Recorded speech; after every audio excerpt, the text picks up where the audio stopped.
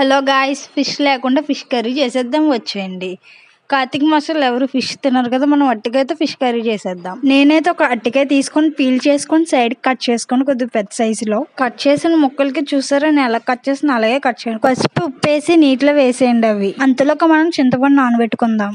అరటికాయ ముక్కల్ని ప్లేట్లో వేసుకుందాం. ఉప్పు, కారం, ధనియాల పొడి, నూనె వేసుకొని కలుపుకొని ఇప్పుడు స్టవ్ ఆన్ చేసి ప్యాన్ పెట్టి ఆయిల్ వేసుకొని అరటికాయ ముక్కల్ని బాగా ఫ్రై చేసుకొని పక్కన పెట్టేసుకోండి.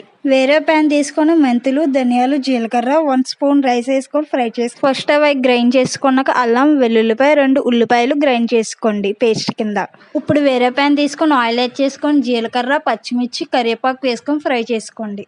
ఇందాక మనం గ్రైండ్ చేసుకున్న పేస్ట్ కూడా వేసుకున్నాక గోల్డెన్ కలర్ వచ్చాక పసుపు, కారం, ఉప్పు వేసుకొని కలిపేసుకోండి. ఇందాక మనం నానబెట్టుకున్న చింతపండు రసం కూడా వేసుకొని కొద్దిగా వాటర్ వేసుకొని పులుసు దగ్గరకు వచ్చేస్తున్నప్పుడు ఇందాక ముక్కలు వేసుకొని కొత్తిమీర వేసుకొని దించేసుకోండి.